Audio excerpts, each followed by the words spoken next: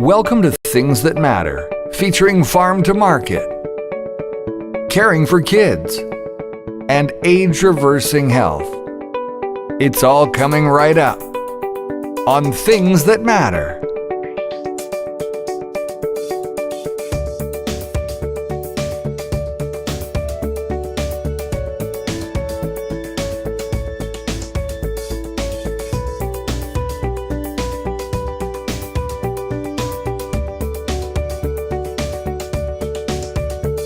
Now, please welcome your host, Carl Krebs. Welcome to Things That Matter, featuring...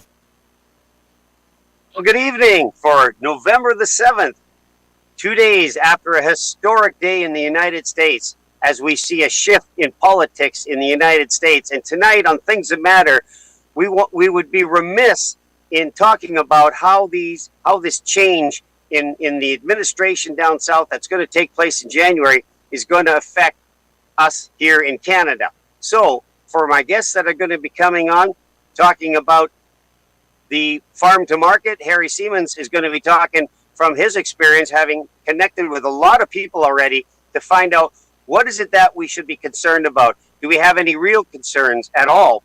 And in our second segment, Age Reversing Health, we have a wonderful guest, Lana, who's joining us. And she's going to be talking about it from the perspective of a health coach and operating a health business. Our third segment, you don't want to miss this one.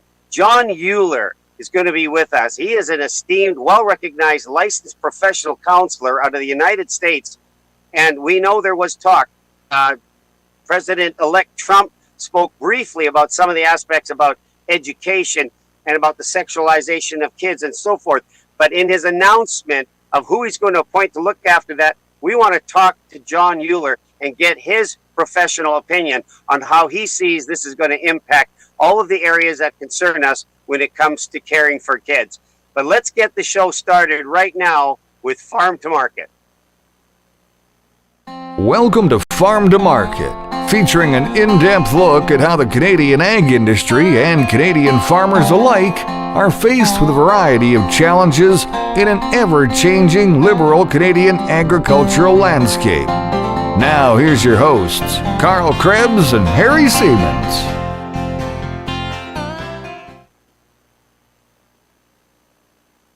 All right, well, welcome back. Farm to Market is here, and after a brief little holiday, Harry Siemens, my esteemed colleague in 50-plus years in ag reporting, is joining me here in studio. Harry, welcome back, and we have a really good conversation planned for tonight as we talk about the changes that are going to go, that are already underway in the United States as the administration changes from the Biden-Harris to the Trump-Vance. Harry, welcome to the show.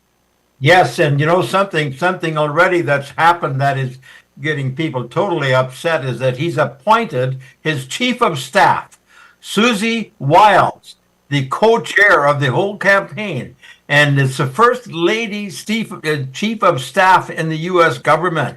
And so people, you know, here's Trump not being able to work with women.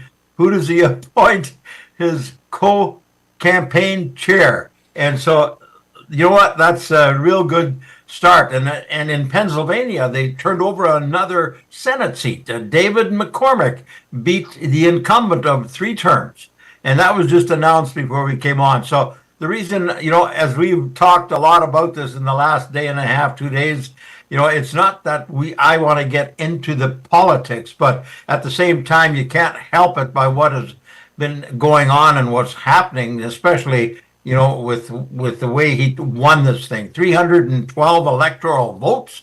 And so agriculture plays such a major role in the economies of both Canada and the United States and around the world. And secondly, and just as important, it feeds the people. And so now we've had lots of different things. I've talked to farmers. I've talked to a couple of key people involved in agriculture. Yes, there is some concern as to the immediate results. But I talked to a young farmer up at Rivers, Manitoba. His name is Andy. And Andy said, you know what? He initially was a little quiet on this, but he says, maybe in the short term there might be a little pain, but for my business as a farmer, it's going to be just fine. Well, we have to recognize and face our fears no matter where we find them, Harry. So we know that the acronym of fear is false expectations appearing real. So when Trump announces that he's going to make America great again, which was the slogan from 2016 that won him the White House back then, and all levels of all branches of the government, the follow-up was supposed to be to keep America great again. But in 4 years that followed, when he lost in 2020, however you view those elections, we're not here to debate that. But we've had 4 years where America now has regressed. Its economy is in trouble. Cost of living is out of control. It's importing more oil, while at the time a while ago it was self-sufficient. So there is some rebuilding to do here. But when he talks about make America great again, is it possibly to the detriment of other countries who, as he often says, don't pay their fair share or take advantage of America? What's the feeling amongst the producers in doing business with America going forward with the Trump administration?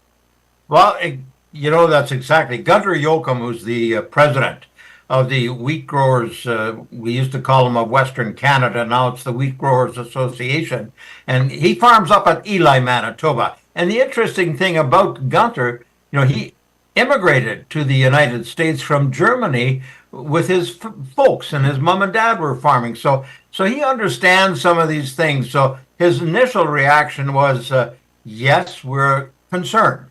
He says, we are about free trade.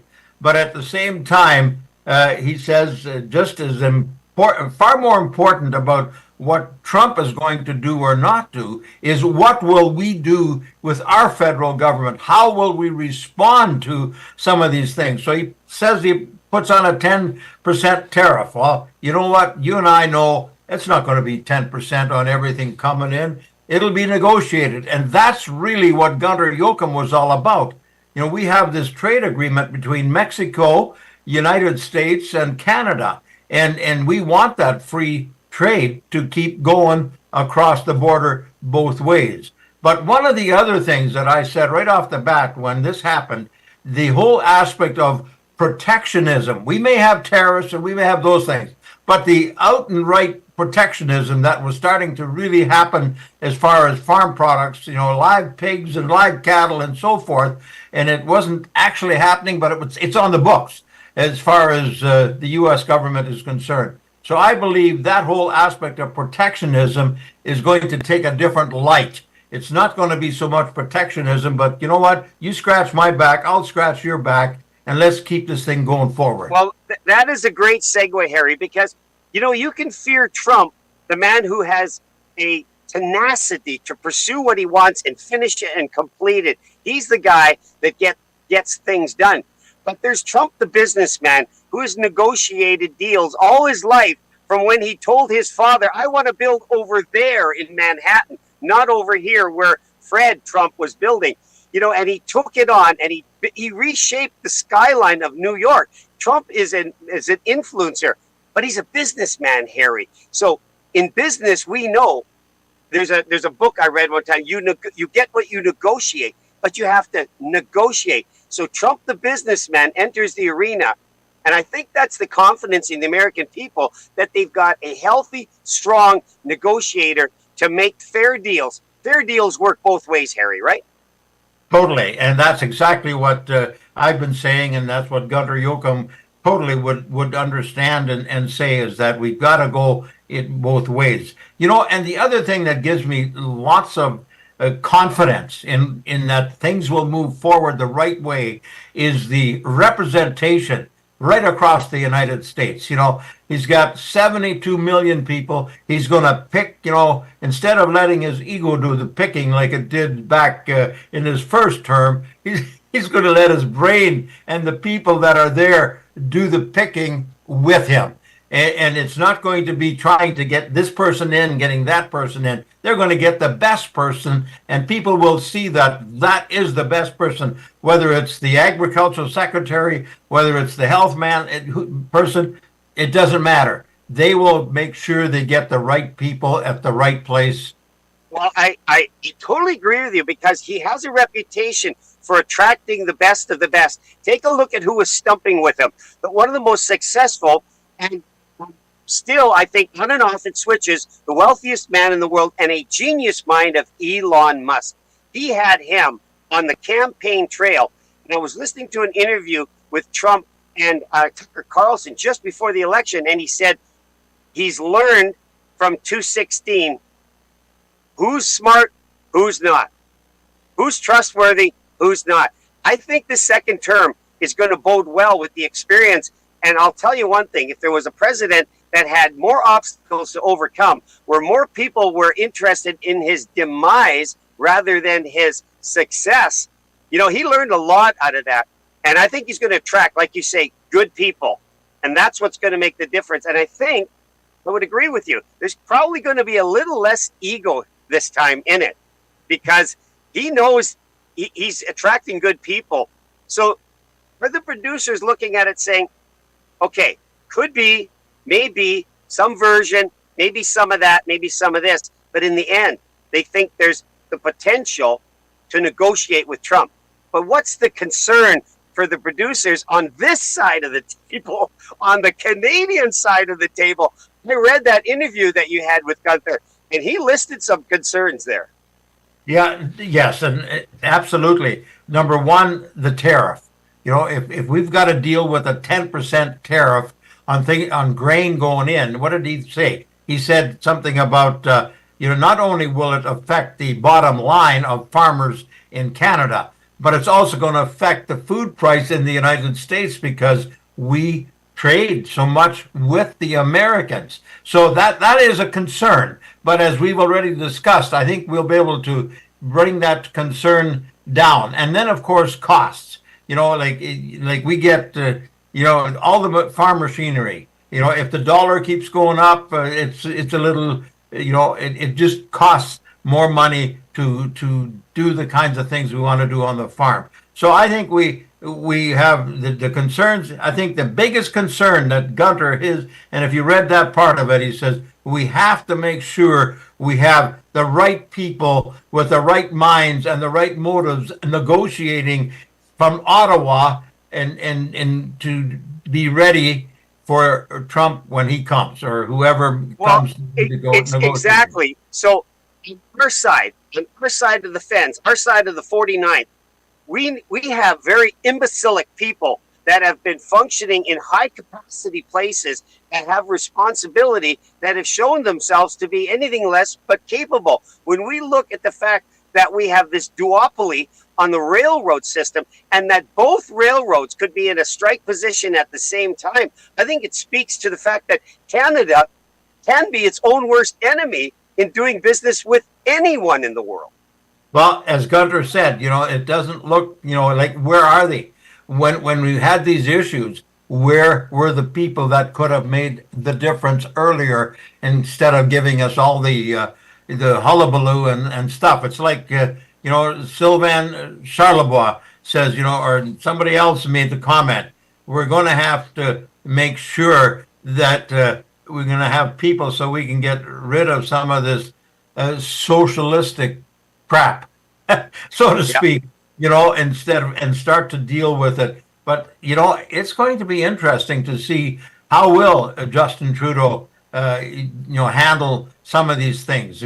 As one other person, as we've talked about it, and this actually was the young farmer I was talking about. He says, Trump, the reaction by this farmer was, it'll be interesting to see how Trump can wipe the floor with Justin Trudeau.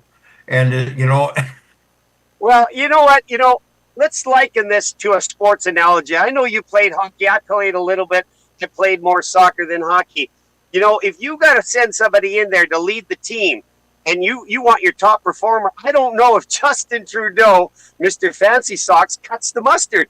I think the confidence of the Canadian people is at an all-time low to send in someone like Trump who has really no likability. He has no sense of gaining respect from world leaders. Trudeau, you said Trump.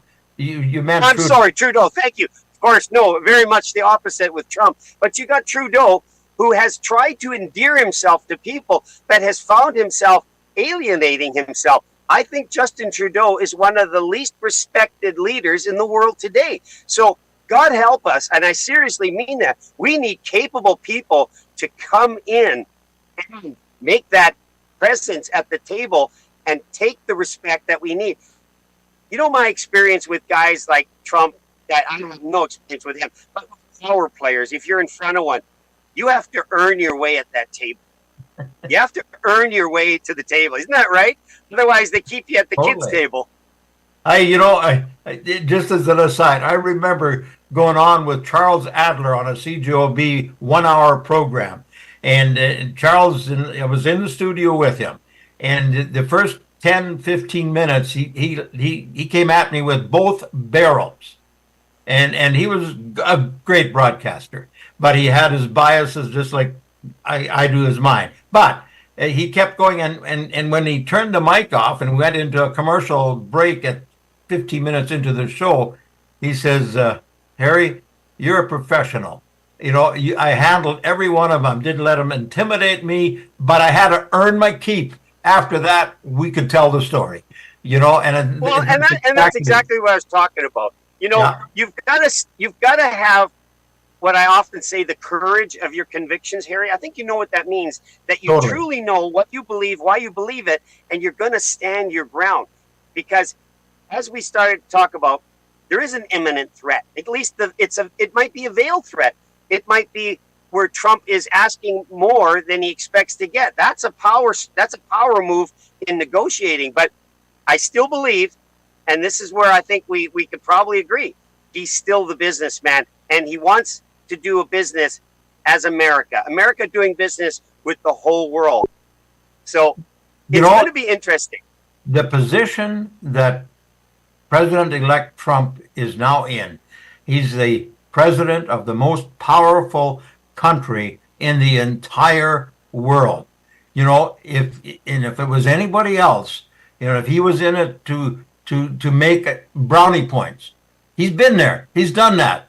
He now wants to make America great again. And here's one other aspect that we cannot forget.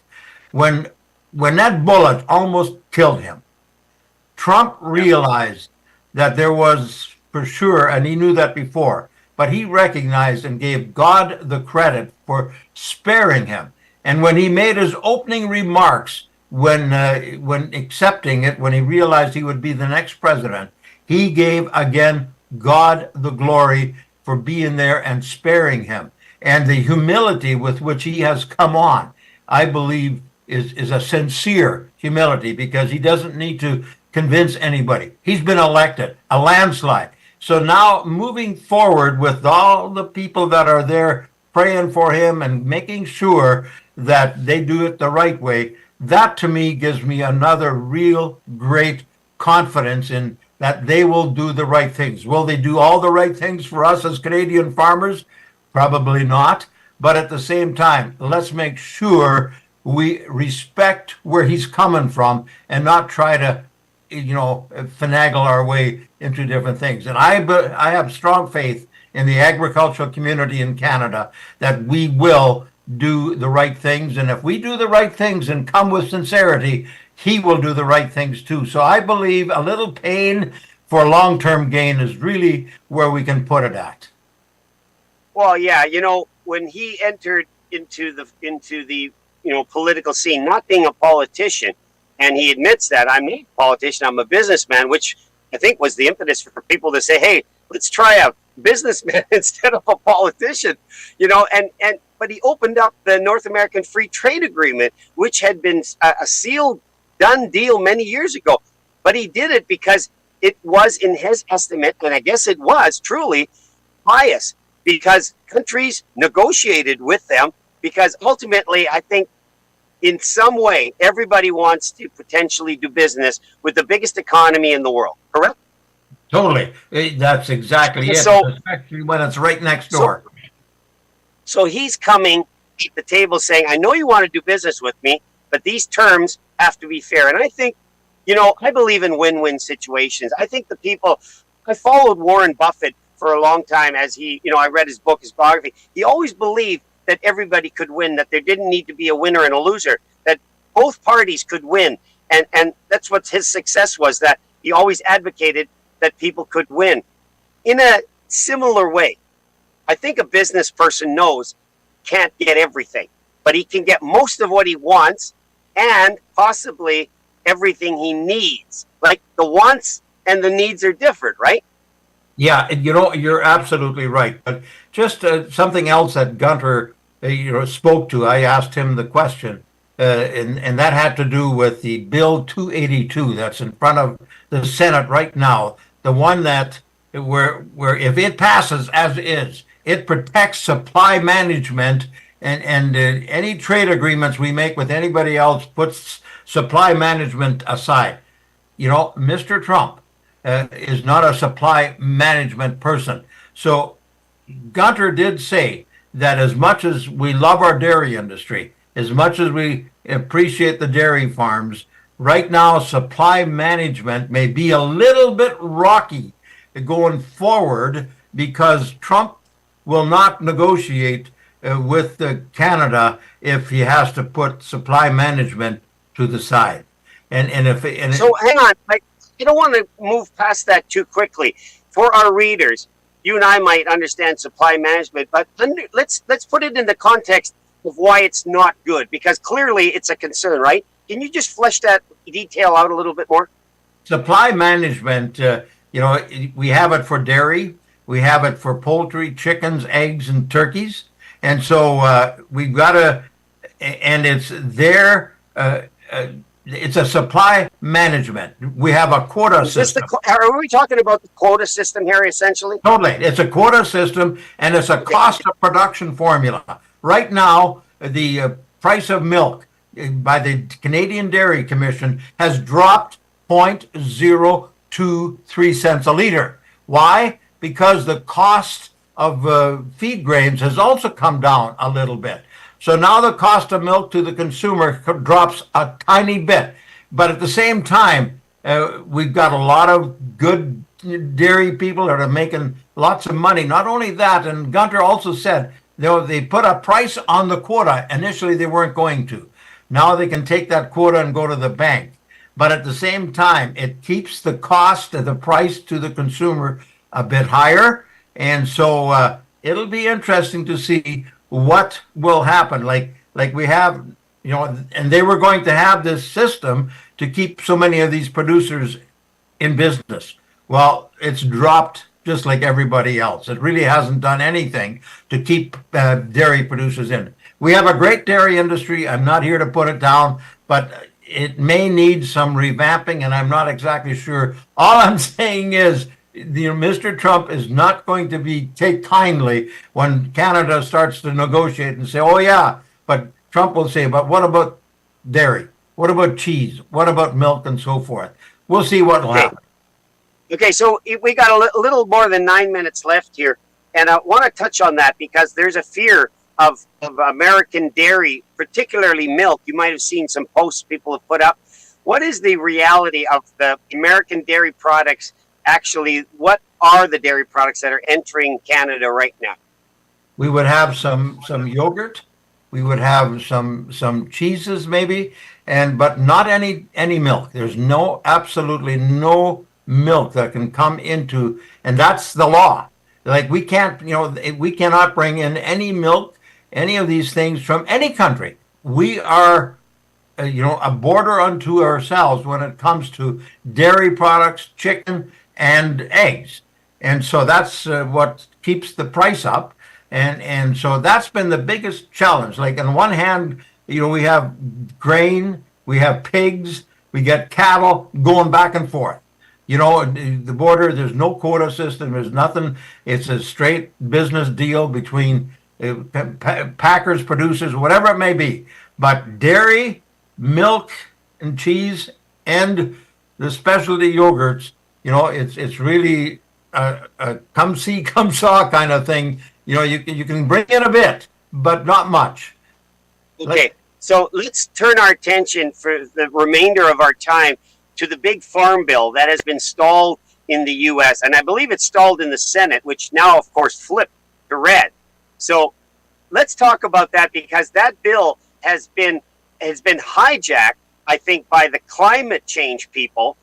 Where do you see that going now? Because I think we know, with America's withdrawal from the Paris Climate Accord when Trump became president, the 45th president, I think we know where that's going to go. But what's the word on the street with the big farm bill that has just been stalled forever?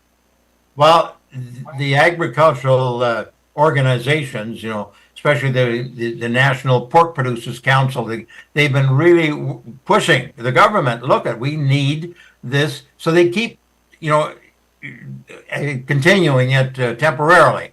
But there has been no redesign of a farm bill, and it's been, I think, a year and a half already. So, number one, it's climate change, yes, those kinds of things, water and so forth. And the other thing has to do with Proposition 12 in California, which means that you got to have so much more room for sows and so forth. It has to do, and so that in itself, like the animal activists, and not, they're the ones that have pushed, and so they want some things in this farm bill that's going to protect us going forward, so we can't all of a sudden have, there's a proposition that was, I don't think it made it to this election, but there was propositions that talked about making it illegal to kill any animal in a state if you're going to use it for food.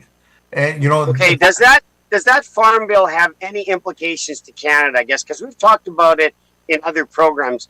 Are there any real implications to Canada that we should be concerned about? Well, it gives stability, and it shows what is actually taking place. It gives protection to things going forth. When you put the farm bill in there and you say we want to keep moving hogs back and forth, that's what happens. But it's more specifically designed for the American producer, where it comes to different things. But we still watch it because it gives instability, and we weren't sure where would had the Harris administration or Harris become president, where would they take that farm bill? We had no idea. Right. Okay. So what affects the American producers eventually has some kind of a spill down effect to Canadian producers when certain laws are implemented. We know the country of origin labeling is still in the process of happening. That obviously concerns us, particularly the hog industry. Talked about that. But overall, in the last 5 minutes, as a veteran ag reporter, talking to all those producers over all the years, if you had to pick a number between 1 and 10, 10 being extremely positive, where are the producers right now with the Trump administration? I would say we would be about a 6.5, 6.5. People will say, see, we've heard so many negative things. Everything was so negative, from dictator to Hitler to you name it. And so that started to rub off, and not so much with the farming community, but social media and so forth. So now, we've had a chance, we were in Fargo, and Ange went downstairs to sit, and she listened to some of the people that the day before really hadn't said much. Once they realized that Trump was actually going to become president, all of a sudden they're saying, yay, that's good. Now we can speak out loud. Even this farmer that I talked to from Rivers today, he asked him, he kind of apologetically says, what's happening in the United States is probably going to be good for my business. And I said, yes, exactly. So, and he spotted something that he was positive. He wasn't sure what it was, but it was a positive thing. I would say, make it 6.5 to 7 as far as thinking positive about this. Yeah.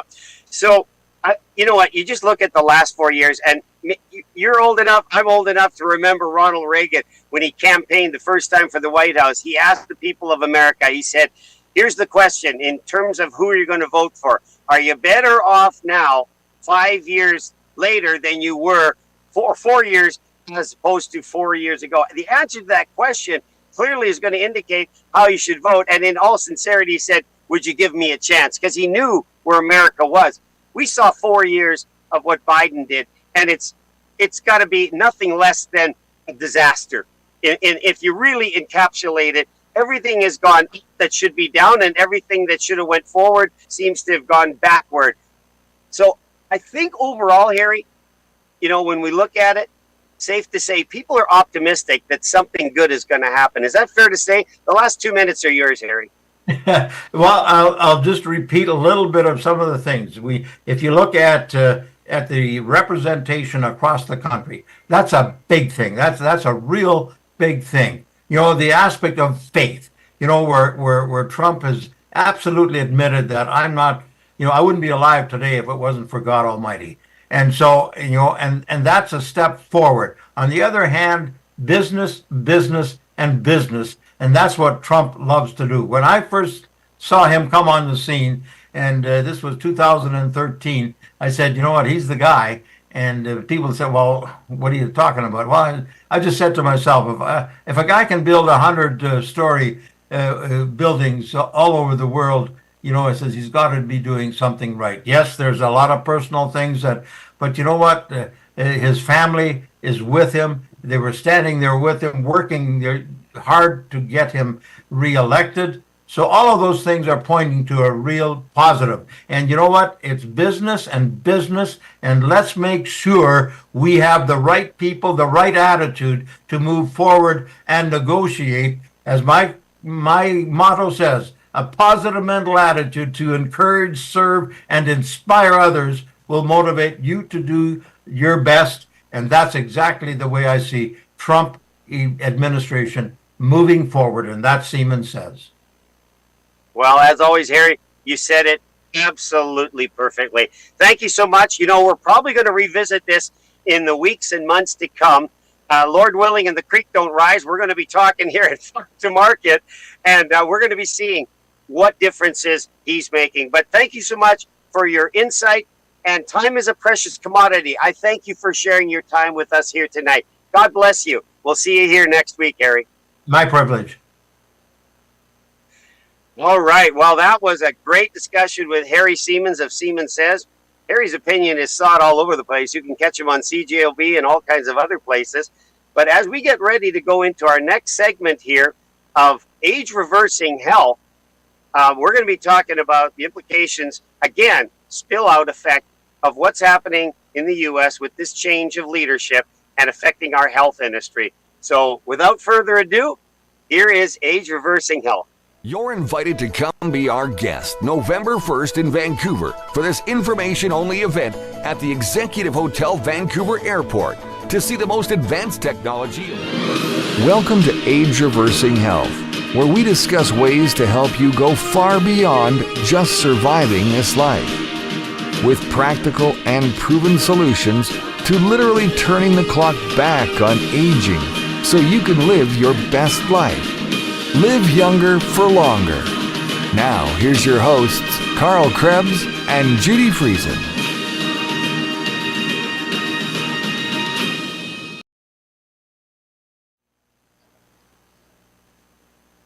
All right. Well, welcome back. This is Age Reversing Health, and this is Things That Matter. And truly, reverse and our health are things that matter. Joining me in studio is Lana Van Dijk. Lana, you have quite a resume I was looking at, and thank you so much for being a guest here tonight on Age Reversing Health. You're very welcome. This is exciting. It's one of my favorite topics, to be honest. I mean, been in the health industry for about 20 years, and seeing things that are cutting edge is like the candy store of health food. I was reading a bit of your bio, and there's quite a bit there. So I just want to go over it. So you grew up in rural Saskatchewan. To be honest with you, I have to tell you, I don't know where Cooper, Saskatchewan is. Can you locate me? Can you give me some bearings on that? The metropolis. When I was there, it was about population 600. I graduated in a class of 18 students. Cupar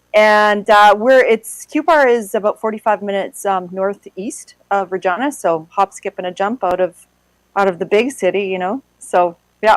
I was a small town girl. Grew up on a farm. So you grew up in the farm. Everything was fresh and healthy in your world growing up in that environment, correct? Yeah. But go ahead. So put that in the context of today, the challenges that we're facing, because I want to ask you about a personal issue of your life here, which has to do with your first child, and the need to really be adamant about that. But we are faced with all kinds of what should we call it? Challenges to our health. It's the air we breathe, the water we drink, it's the food we eat, it's the nutritions that are absent in our food. So contrast today to your growing up, just for a moment here, of how those challenges are so real right now, because you're dealing with people and their health all the time. Right. And so growing up in a small town, I think, is very different than growing up in a city as well. So having been on a farm and raised with, wholesome farm values, my family was a farming family. So innately, the whole idea of having your own food was second nature. I never even thought of it any differently. We had our own milk cows. We had our own chickens. We had a massive garden. My mom canned. My mom preserved, froze. We had freezers. And both my parents grew up in the same sort of manner, that we just, it was foreign to us to go to the grocery store and buy processed foods. Like, we had whole foods available to us. And so that was just second nature. Well, fast forward, you get to be 18 years old and wander off to the city, and university world was next for me. And quickly I started to understand the impact of stress. I understand that the impact of grocery store food. And, being a starving student, you don't always make the right choices. So I learned that very quickly, that eating rice and drinking coffee doesn't get you very far unless you want to be on the inside of a hospital room, which I ended up there a couple of times because my nutrition was lacking so badly. So, and as you think about the contrast between living in a rural setting and a city setting, many city people don't have the room for a garden.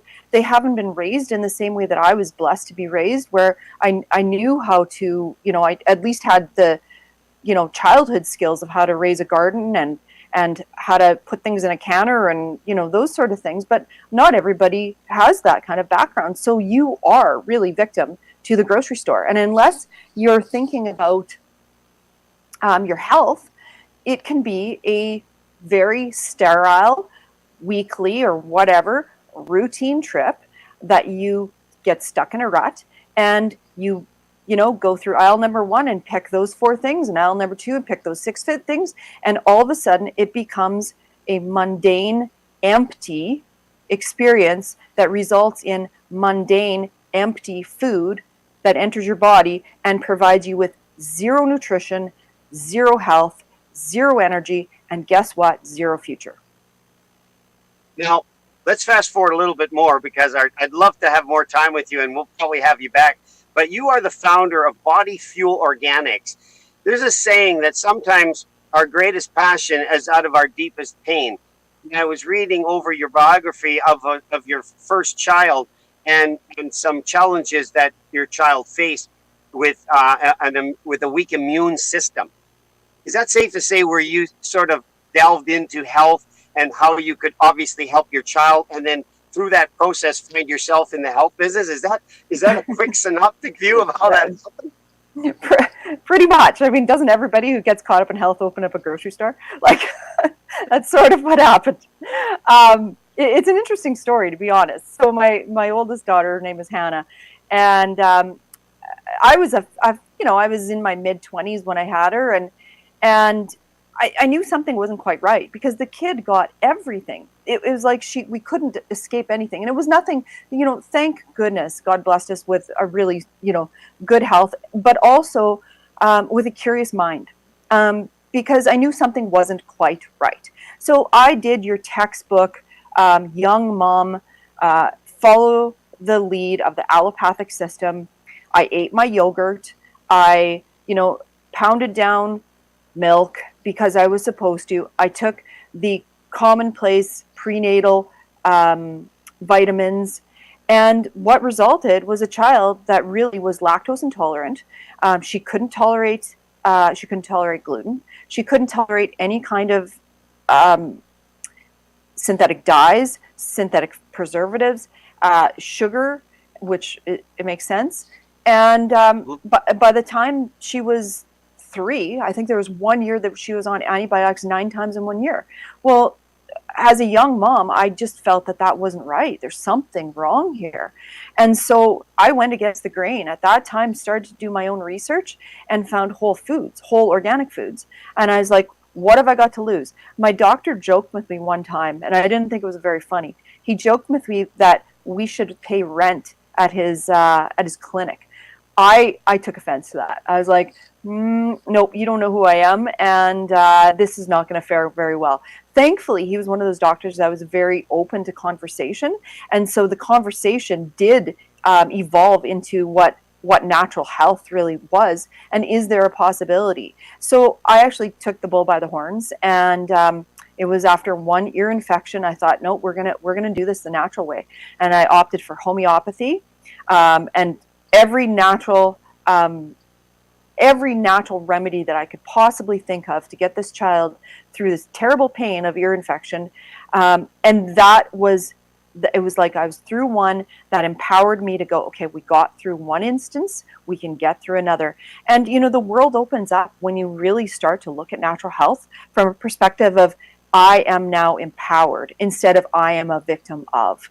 And yes, I couldn't agree with you more, because, as some doctors say, it's so easy to get on that pill treadmill and never get off of it. So you founded this Body Fuel Organics. It's all about helping people to realize better health, and in the process of that, also maintain, but even gain some ground, so to speak, in terms of getting back your health, which might have slipped away on you. I often say, age has a way of stealing from us, and we end up in a position where we're not living that best life, And so what is it that we can do naturally? Because the pill treadmill is one pill begets another.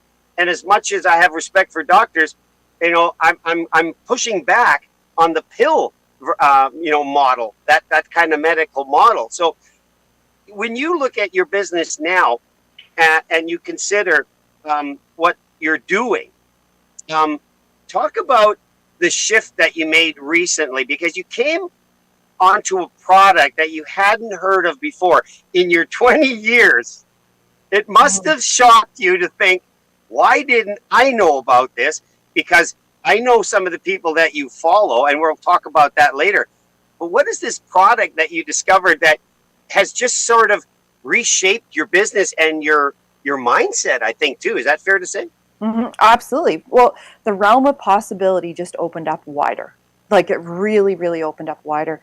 Now, I have always said, I really believe frequency is the wave of the future. I really believe that frequency is something we have not tapped.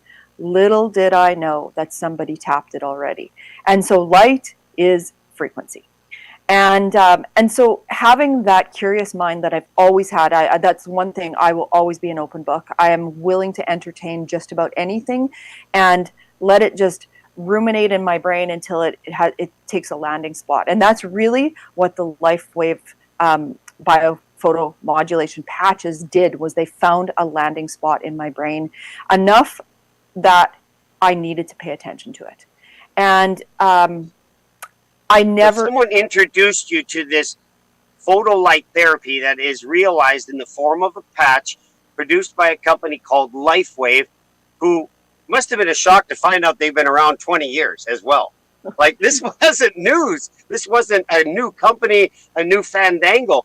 They had a proven track record and are the fastest growing company in the world. So how did you make the final decision? Like, I know we talked a little off camera, but when did the penny drop for you to say, I got to do this, and then take us forward from there? Because it's only been a little while. You haven't been in this that long, right? No, exactly.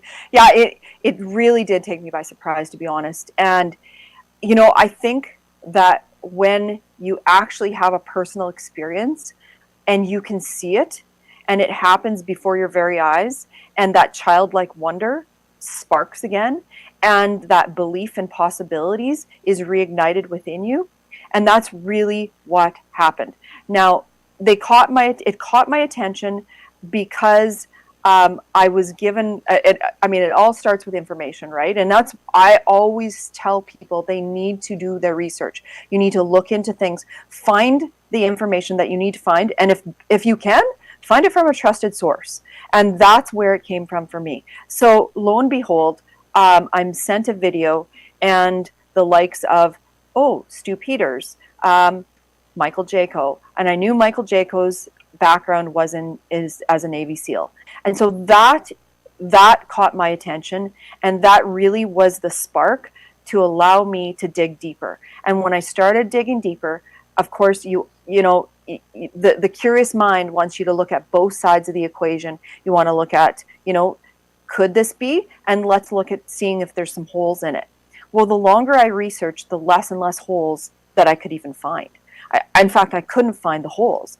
In fact, I was left in awe of the brilliance behind this kind of technology, and the awe that it had been 20 years and I didn't know about it. Like, where the heck have I been, under a rock? Where have I been? Yeah, exactly. I think I'm out there. I think I'm in the know, and someone shows me that I don't know. I want to play this video because you sent it to me and it spoke to you, and it might speak to our listeners. So without further ado, I'm going to share the screen and get this video up here.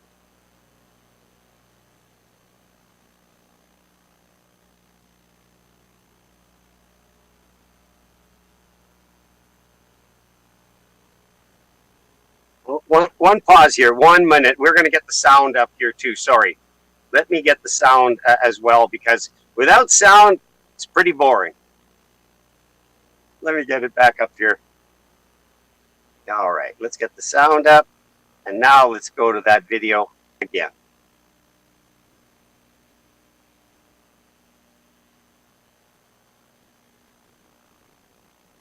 An empowered life has no expiration date. Do we have sound?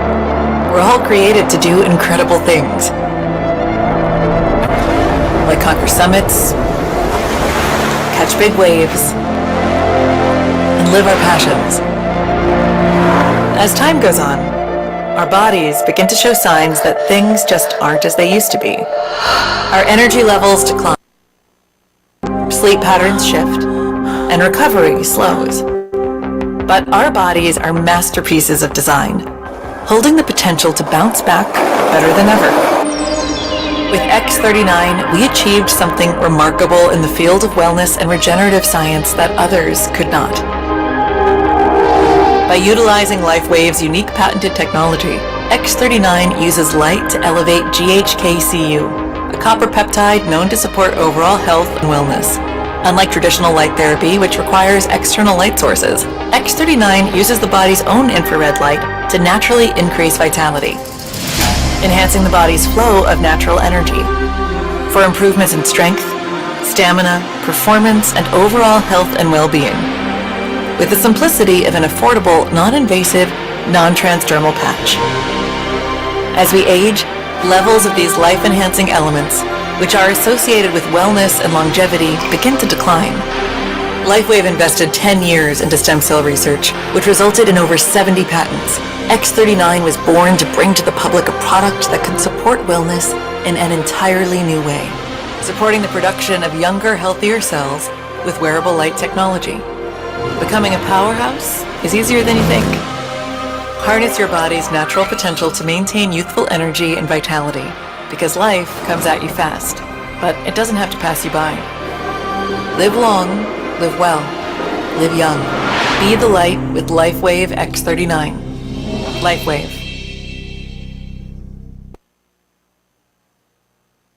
You know what? When you saw that video, was it actually that the light came on, in your mind?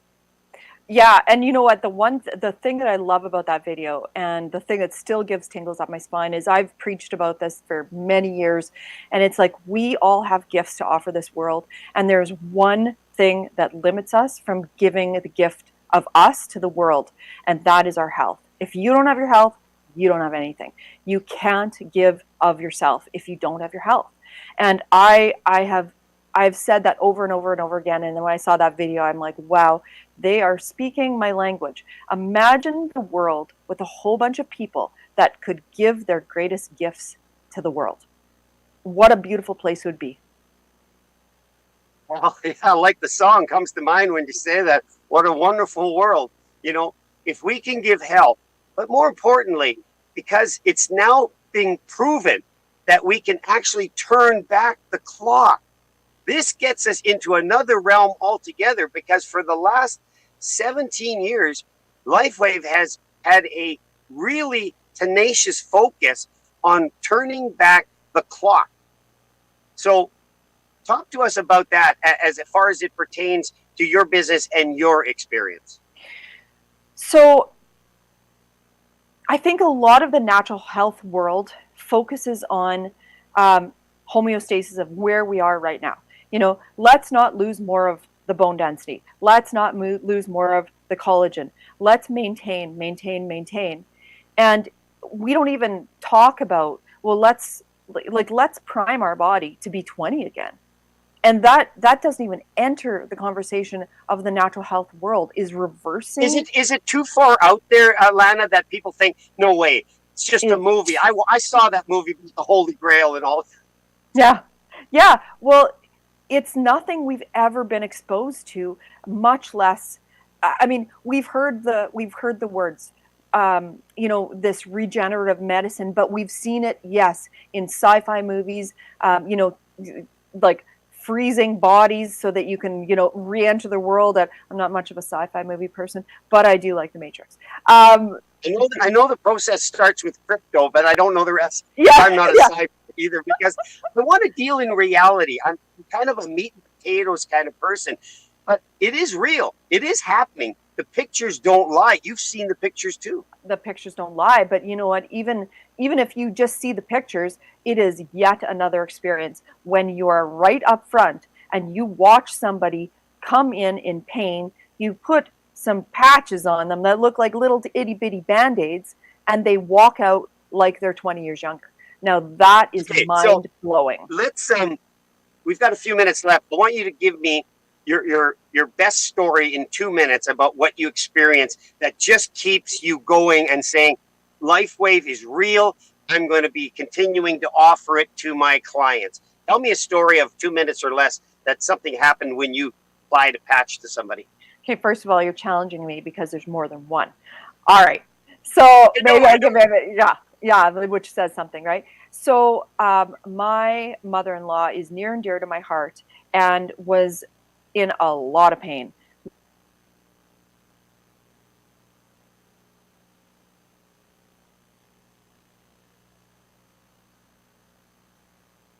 I'm not sure if we lost you there. You seem to have froze up, my dear. Are you coming back, Lana?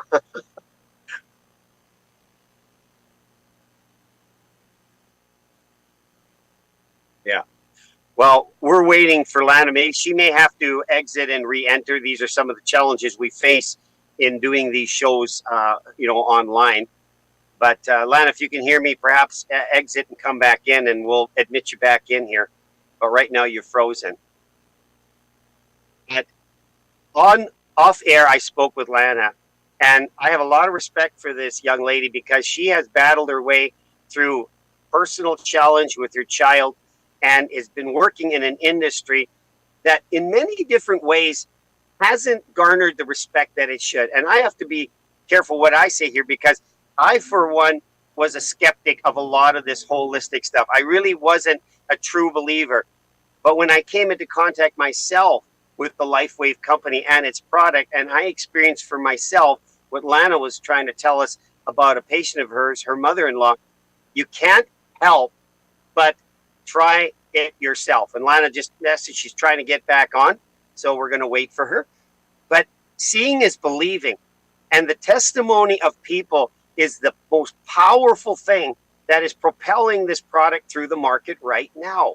It is, without question, the darling of the direct selling industry, the fastest growing company in the world. How does that happen? It happens because the product actually works. People are seeing results that they have never seen before in their life. And when that starts to happen, the word spreads, and you can't help but tell people. And that's Lana's story. If she comes back in, she's going to probably tell us that her story to get involved was the fact that she saw what she couldn't believe would happen. But when it happens in front of your eyes, and it happens in the moment that it happens, then you're a believer. And welcome back, Lana. Sorry about all that. I'll apologize on behalf of the gremlins out there that are making us difficult today. But I was just filling in. Tell us quickly that story in a couple of minutes we got left about your mother-in-law. Sure. You're good. Sorry about that. Yeah, we blew some circuits. That's for sure. So she walked in and was in so much pain. In fact, she didn't walk in. She actually just hobbled in. And when we put the pain patches on her knee, within seconds, she was able to function again. And it was really quite amazing. In fact, she was in disbelief. I was in disbelief. And it was something that I'd never witnessed before. It was a possibility that just was like, I was never able to entertain again, or before. So it was something that, to this day, she hasn't taken a painkiller since she put those patches on, and it's been almost 90 days now. That was seeing is believing. Truly, that is amazing stuff. We've got less than a minute here to close out. I want to make sure that our viewers have a chance to learn about Body Fuel Organics. This is your card. Your cell phone number is listed. Thank you for putting that up. And you can contact Lana at bodyfuelorganics.ca. So if you need to take a screenshot, this will be in here later. If you didn't catch it, respond to me here, and we'll get you in contact with Lana. Because if you'd like to continue that conversation, she'd love to have it, because it's amazing what she's doing out there in Regina. 30 seconds are yours, Lana, just to wrap it up on your experience with this product and your business. Well, I'd like to tell people that if they're in a place where they never thought their health could be any better or any worse, I want you to entertain something different. Because if the allopathic system has left you frustrated, if the natural health world has given you some hope, this is at the top of the scale. This is at the top of the scale of hope, and something that could really, really unlock a new potential for you to live your best life and give the best gifts you have to the world. And we need you. All right. Lana, it's been an absolute pleasure having you here. You're a natural in the world of natural and here. And we're going to have you back again when it suits you. But thank you so much. And blessings on you and your business, because your heart is truly vested in helping people. Thank you so much for being with us. Thank you for having me tonight. Thank you. I appreciate it. Okay, folks, we're running just a minute or so behind schedule, but we are going to move very quickly into caring for kids. And I want to say doctor. I keep saying doctor, but it isn't doctor. We have John Euler, who is coming on board with us right now, joining us live. So without further ado, let's move into caring for kids. Roll it, Brad. Welcome to Caring for Kids, where we discuss physical, emotional, and spiritual needs of children in a positive, loving environment that promotes good decision-making. We believe in parental responsibilities and setting an example that will guide your children along life's journey. We want to raise the issues that matter to parents and children alike. Now here's your host, Carl Krebs.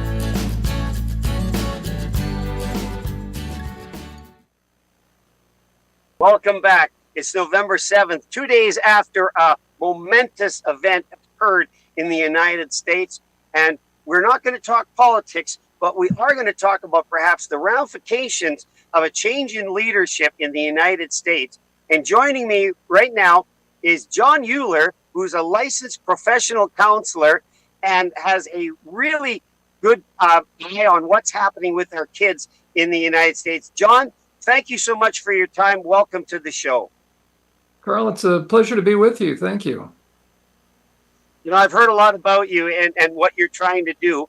And my question to you is, as you look at the change in what's going to be happening as we transition from this Biden administration into the second Trump administration, what do you see as a glimmer of hope in your struggle to help our children, to preserve our children, to protect our children from what is an imminent threat within our own school systems, within our libraries, within everything that our children touch and that touches our children? What's your biggest concern right now as a licensed professional counselor dealing in sexual trauma as well? So you've got quite a resume as I was reading up on you. Yeah, and again, thank you for having me. I think there's hope, right? That common sense and empowering parents is now going to happen.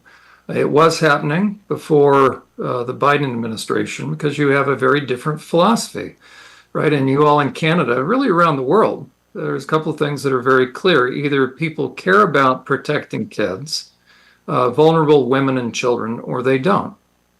And you're going to see that on a national level. You'll see that in terms of the policies that are implemented, or on a personal level, or on an individual level, you'll see how people approach safeguarding. And when it comes to education, or those involved in education, my greatest concern, and hopefully this will help open eyes, is we'll talk about the trans movement in a moment, which is the world's greatest lie, scam, and scheme ever foisted upon vulnerable children and their parents. And I can tell you why I can say that. But the reality is this: if somebody doesn't understand what the trans movement is, and there's been 20 years worth of brainwashing, quite frankly, 20 years worth of this script. So now the average person thinks the term trans is real. And you can even be fined if you don't use, especially in Canada, right? And we have a program. That is correct. Bill C4 is a real. There you go. And I actually submitted a brief testimony cautioning against that bill. The reason being is, if you care about the protection of kids, then you have to be able to see and understand that there are those that are very interested in, now whatever term you want to use, a predator, a psychopath, sociopath, manipulator, cult leader. There are people that are interested in taking advantage of or exploiting kids. Always have been, always will be, including women. So women and children generally are vulnerable. I'm not saying they are weaker than, but that's where we men need to be able to step up and be that protection for our families, for our wives and children, and not just physically, but also emotionally. There are people that are selfish and looking to take advantage of other people, and the most vulnerable among us are our kids. And so you have people that are looking to take advantage of kids in a lot of different ways, but especially you can do so financially, you can do so emotionally, and if you're doing so emotionally, it's either for financial or personal gain, and personal gains eventually is going to be sexual for those that are going to manipulate. So the greatest concern I have about the so-called trans movement, and we'll tell you why that's a misnomer in a moment, but the greatest concern is this: those that deal with kids on a regular and consistent basis, so that would have to do with all school personnel, medical personnel, if you are in law enforcement, anytime, if you are a pastor, if you're clergy, anytime you have, if you're in athletics and you're dealing with kids, you are a mandated reporter. What that means is this: you are mandated. It's not an option. You are required by law. If you suspect, fortunately, you don't have to investigate, but if you suspect that a child is being abused, and there's a couple different types of abuse, of course, we understand physical, emotional, but sexual. If you suspect a child is being sexually abused, you must, under the penalty of civil and or criminal sanctions, you must report that. And so the question is this: are you able to identify, since you're required to, are you able to identify the primary red flag indicators? There are at least 9, there's probably about 27, quite frankly. And if you go to unmaskingthetransmovement.com, all one word scrunched together, and especially the YouTube channel, we did an extensive series on breaking down what are those red flag indicators. And unfortunately, the trans movement, those that have pushed this, the radicals, and it happens to coincide with the radical LGBTQ RS, right? And the one thing that ultimately this comes down to is those that are very interested in lowering the age of consent. I would call them pedophiles. If people don't like that term, now they're trying to rebrand that term as MAPS, minor attracted person. Whenever you hear somebody floating the term mature minor, you should be aware that somebody is trying to reframe that child so that they can take advantage of that child. Bodily autonomy. We started to hear that through COVID. So there are two terms now that are being floated by those that are interested in lowering safeguarding on the part of kids. Bodily autonomy and mature minor. So if you hear anybody using those terms, you'd better be very careful. But the question and the challenge for anyone that's in charge of safeguarding kids is, would you know if a child is being perpetrated upon, if a child's being perped on, would you know the indicators? Because there's about 9 key red flag indicators. And if you have bought into this gender affirming approach, what'll happen automatically is you will reinterpret the red flags of sexual abuse into, or you'll reinterpret that as gender-related issues, and you will suggest they go off to a gender clinic. And then what you've done is you've added insult to injury, and you have consigned that child as they grow to have trauma upon trauma. And now you've taken an abused child, you've taken a child that's been injured, and now you've added additional complications such as sterilization, because if you get them on puberty blockers within a very short period of time, a couple of months, guaranteed they will be sterilized. And then you're going to chop off John, body parts. If I could just retrace that term you said, mature minor. It's so illogical, perhaps in some ways, because let's say my child, your child, comes to you and says, "Dad, I want the keys to the car." And you look at him and says, "Son, you're 12 years old." "Oh, but Dad, I'm mature. Haven't I shown you that I'm mature? Look at the things I do around here. You asked me to take the garbage out. I take the garbage out. I get the cans to the end of the driveway, bring them back." You know, when we look at that, where's the limit on that when we say mature minor? Are we going down such a rabbit hole that we'll never get out of? Because I agree that there are huge concerns when we lower the age of consent and we edify a condition of the mind that previously was thought to be a psychosis of some kind. And it's actually, I would be so bold to say it's not a condition of the mind. Okay, it's an issue, but it's an issue that's been brought about through a combination of a couple of things. One is normal adolescence. Nobody likes adolescence. We all went through it. It's uncomfortable. It's disconcerting. We all go through that. That's bad enough. But if you add on top of it somebody that wants to create a bigger issue than necessary within the mind of that child, all it's going to take somebody from the outside to begin to stir the pot, begin to poke the festering wounds, as it were, the angst of adolescence. And you begin to suggest and implant thoughts and then sexualize the children, those minors. Now you've created a number of different things that will converge, and now you can manipulate a child down a certain path. What parents need to know is when you hear the term trans movement, you need to picture a moving sidewalk. Okay? Whenever you hear this term, trans movement, picture a moving sidewalk, and at any point, and there's a beginning, a middle, and an end, the trans movement is moving somewhere, and guaranteed the end of it, it will dump your child out on a surgeon's gurney, and they will have body parts removed, they'll have their sex organs removed, and they'll be a big pharma client for life, and they'll be emotionally screwed up, and they will be an easy target for sexual predators, 100% guaranteed. I want to ask you a question here, John. Why is it that the first option seems to be gender reassignment? Why is it that when the child expresses a discomfort, of perhaps believing that they're in the wrong body, that somehow God made a mistake and I should be in a girl's body and vice versa. Why is it that it's the medical option that they go to right away? In your opinion, why is that? You're dealing with financial and sexual predators. The sexual reassignment industry, that portion of what we call the medical community, is worth an awful lot of money, isn't it, John? It's big money. I have some slides if this is appropriate, and if we can, if not, people can look up the amount of money. This is now called an industry. And what I want people to understand is prior to the year 2005, so my background was, among other things, working with survivors and then also sex offenders for 15 years. But during that time, also worked with kids in the system. The exact kind of kids that transition are the kids that I used to work with. Even had a group home with teen girls. Okay.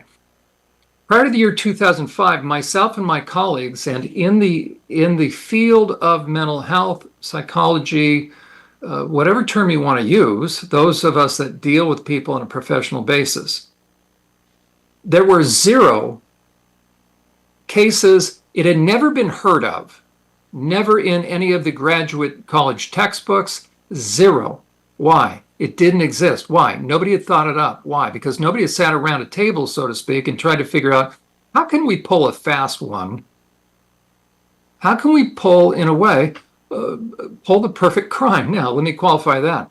Who's interested in this? You've got a number of very dark, what I call dark special interests, each with their own interests, but they come together and they converge like jackals on a carcass. And the one thing they're interested in is making sure that there are no boundaries that will protect these kids.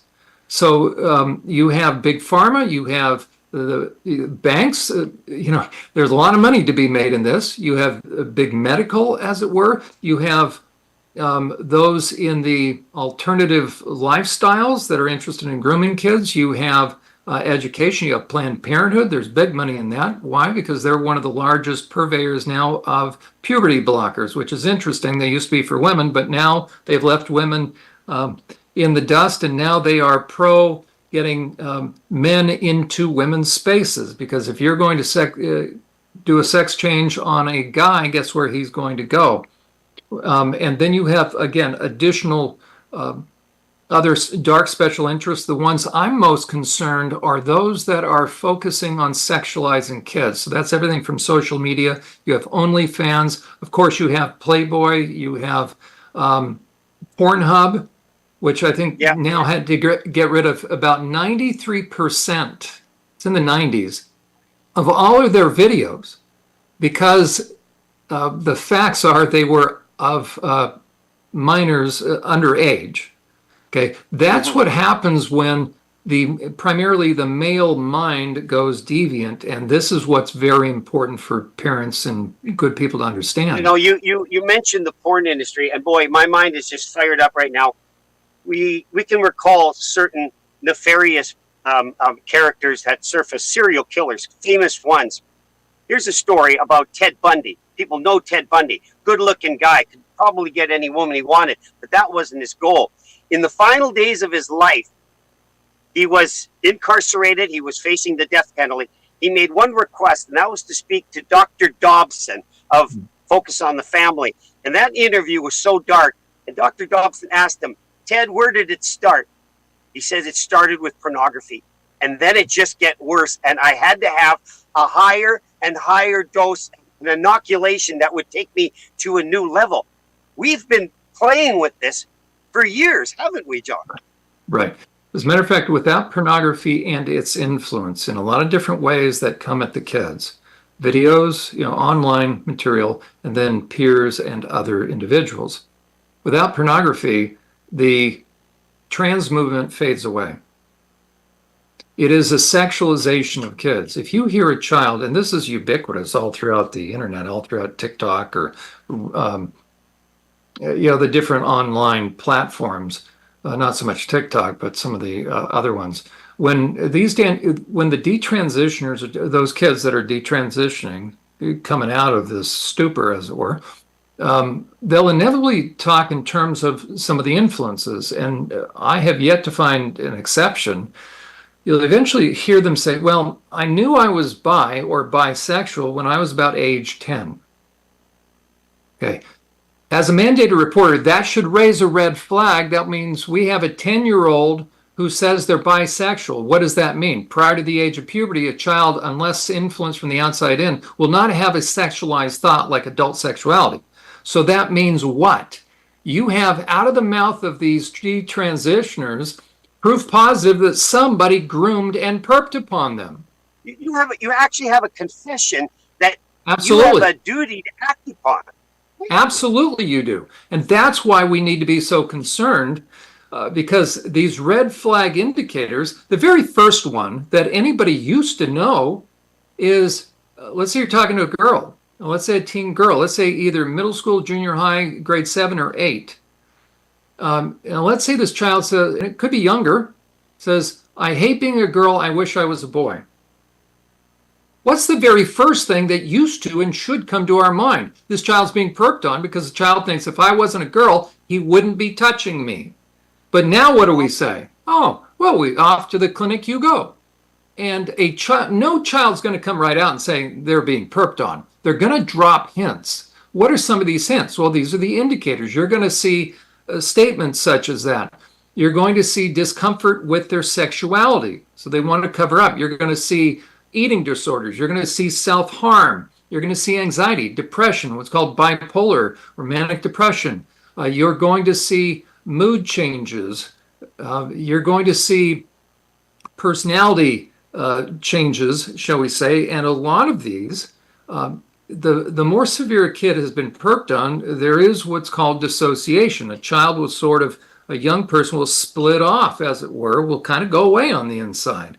Well, part of them can come out, and as you're talking to that child, you won't know that you're talking to another part that actually may not identify with the same gender they are. So oftentimes these survivors have male parts. Well, if you're a male part, you come out in a female body, guess what? You don't identify with the body, and you don't want these breasts. So guess what you're going to be inclined to do? So these surgeons and these doctors that are working with these kids, they don't work with these young people, they will actively ignore scarring from self-injury. They'll ignore this. Well, that's you, and we're talking serious scarring. That is virtually 100% guaranteed sexual abuse. And to think that you take a sexual abuse victim and you don't ask about their history, you're just going to agree and affirm, and off to the doctor's office and surgeon's table you go. Now what have you done to that kid? Especially when they start to come, yeah, especially when they come out of that trauma. What I want your listeners, what I want parents and teachers and educators and pastors really need to get on board, because this is sucking in our kids. This is a cult. So every church should be discussing this. That prior to 2013, there was no ability to make a profit off of this. So if you look at, and you can just Google different stats, or you can go on to Unmasking the Trans Movement, and we will show some of these stats, especially what are the 9 red flag indicators. We just did that. I also have a couple different videos on my YouTube channel, John K. Euler, that's John with no H, John K. Euler, LPC, a lot of information about survivors and the trans movement and predators. Prior to the year 2013, you couldn't make money off of slicing and dicing and sterilizing kids through pharmaceuticals and surgical measures. You couldn't bill for that. The thing that made it billable was the DSM-5. That's the Diagnostic and Statistical Manual with all the mental health diagnoses. There was a change from gender identity disorder to gender dysphoria. Once that happened, now it was very subjective. And prior to that, you had a DSM-4, then DSM-4 text revision, TR. It used to be that the only issue of gender confusion was young boys and when they were young.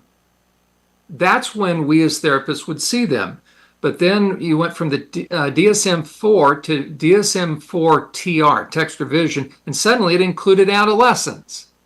Well, that's a group of 13 individuals who decided to do that, and then DSM-5. It was the DSM-5 that made this billable. Without that, and the numbers are shocking, because the numbers I've done in a brief amount of research could be as high as $4 billion. oh yeah, These surgeries could easily, when you incorporate the pharmaceutical side of it and all of it, it is a multi-billion-dollar industry. And I've read and listened to doctors who have opted out of the medical model because they realize that they're only dealing with symptoms. This child who comes in and says, I'm confused, is not being given the adequate time to adjust or the professional approach. Time is not a healer. It's a revealer. And if we give enough time to something and the proper safe context, could we not work with these kids before we tear their beautiful young bodies apart, that we can never put them back together? That's right. Who benefits from having body parts whacked off? If anybody's watching, so here's the DSM-5. You can find it online, and what you will find is this: when this thing was published in 2013, around the world, especially all Western world countries, here in North America, in Europe, all countries around the world, you look at the rates of referrals. There were none. It was blipping up a little bit when you had RuPaul's Drag Race. That started some. As a matter of fact, that was a significant indicator. You had Bruce Jenner, who changed to Caitlyn. Yes. Okay, but when the DSM-5 was published, suddenly you could charge for those services, and everything skyrockets from there. So 12 people plus an editor, so 13 individuals, and I have challenged them publicly, that Blanchard and Zucker especially, who testified against C4, well, you know what? He's talking out of both sides of his mouth. Because what he needs to come forward is saying, we blew it. We created a Frankenstein's monster that's harming people. We're sorry we did it. We're going to go back to the diagnosis of the DSM-4 and all of this thing, this entire gender industry, this entire trans movement. Okay, and I should have added this: without the DSM-5 and porn, you have no trans movement. People need to understand. Yeah, that's amazing. Because when you look at the numbers, and it seems to be consistent, I looked at them again just to see, is there any change? In boys, it's between 5 and 14 out of 100,000 kids.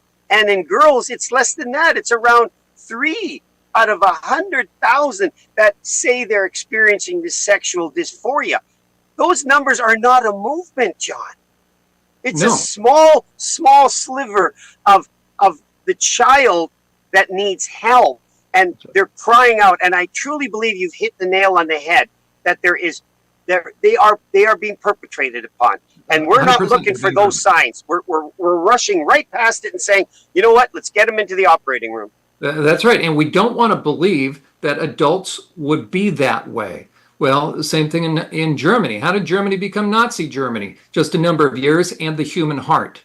Okay, nothing has changed with the human heart. And given the right conditions, greedy people will do what they will do. And we don't want to believe that there are unethical people within the medical field. Well, guess what? There's a lot of unethical doctors that are bottom line motivated. And so they see this as a cash cow, and they are cashing in. And it's sick. They don't care about the kids, because if they cared about the kids, you wouldn't chop off body parts and make them sterilized. That's not how you care about kids. You find out what the issue is. But now that's illegal in Canada. They call it conversion therapy. Do you know why? Because they've inverted the language, and the way to understand the term conversion therapy is this. Think about a cult that gets a hold of your child and sucks your child into the cult, the Moonies or Hare Krishnas or whatever cult, let's say. Let's say you want to get your kid out of the cult. The cult will tell you, hands off, you better not convert our child. They've taken control of your child. Isolation. So if you try to tell your child, that child. That's right. So they will accuse you of conversion therapy, because now the child's starting to think for him or herself, and they may have second thoughts because, gee, the child starts to realize, oh, do I really want my penis and breasts whacked off? Yeah. You know, John, we're running out of time here. And in couple of minutes we got left, we look back at Nazi Germany and the doctors that performed such horrific procedures on people, and we look at it with such disdain. And we're seeing it in front of our eyes, but it's being explained differently. Somehow there's a newer, better, clearer understanding that this is actually okay. When you look forward now, and again, returning to the beginning part, are you optimistic that with someone like Robert Kennedy, who's going to be given broad sweeping power in this administration, are you optimistic that we could turn this around in the United States? As a practitioner, what's your thought? I'm very optimistic, and President Trump has said virtually on day one. So we're going to get rid of all this crap. We're going to get rid of all this ideology and go back to biology 101. We're going to stop unduly influencing kids. Schools are going to get back to reading, writing, and arithmetic. They're not going to implant ideas, and they're not going to supplant the role of the parents. And schools never should have been involved in that. So I feel very, very hopeful that we're going to get rid of all this junk. We're going to get rid of men out of women's sports, men out of women's prisons, men out of women's locker rooms. We're going to keep perps and predators out of women's spaces. You know, when he says common sense, isn't really all of what you just said fall under the bracket of common sense? You know, it's amazing. We're the most advanced, technologically advanced, country in the world. No society has lived at the level of technology, and yet we've become foolish in our ways to be duping ourselves. And, in some ways, it's a return to the gods of Baal. We're sacrificing our kids. And, I love that movie Freedom. And the line that comes out of it, our kids are not for sale, but they are for sale, John. They're being auctioned off in this sick game, as we could call it. So I want to thank you so much for spending time. And may I ask that we can have you back again? I love your candor, and we'll have time for those slides. And I'd like to get through the rest of the red flags. Oh, there you go. I'd be happy to. And thank you for your work, Carl. You're doing a wonderful job. Well, you know what? We're pulling together to get the truth out there. So thank you so much. Time is a precious commodity. Thank you for your time today. Have a good night. You have a good evening. All right. Well, you know what? We're definitely going to have John Euler back. What a show. What a man who's speaking the truth. And what a thrill. And I want to thank my producer, Brad, for connecting me with him, because you were right. This guy speaks truth. He's not afraid. And I love the way he lands his punches. Solid body punches. So let me just say, guys, well, thank you so much. Things That Matter is exactly what you just witnessed here. We're talking about things that truly do matter to us. And my intention to go forward, working and bringing on the guests and just to flesh out the story. I don't intend to be the story. I want to tell the story and get the experts to tell the story. That's how we're going to learn. That's how we're going to empower ourselves. That's how we're going to take back our schools and our systems that have been so compromised in this process. So come back next week. We're going to have more great guests on Things That Matter. We'll be back at our regular time of 6:30 Manitoba. As always, wherever you are, God bless you. Love each other. Stay true to what is true, and don't be deceived. We'll see you again next week here on Things That Matter. Good night. You're invited to come be our guest October 28th in Winnipeg at this information-only event at the Holiday Inn, Airport West, to see the most advanced technology of health and wellness developed by one of the fastest-growing companies in the world, LifeWave, creator of X39. Our amazing technology will help you live long, live well, and live younger, all naturally. LifeWave is proud to introduce EnerSpark in Canada to infuse even more energy into your day. Plus, the Y-Age Advance to get rid of brain fog and improve muscle strength. And the Y-Age Renew to help you rid your body of toxins and heavy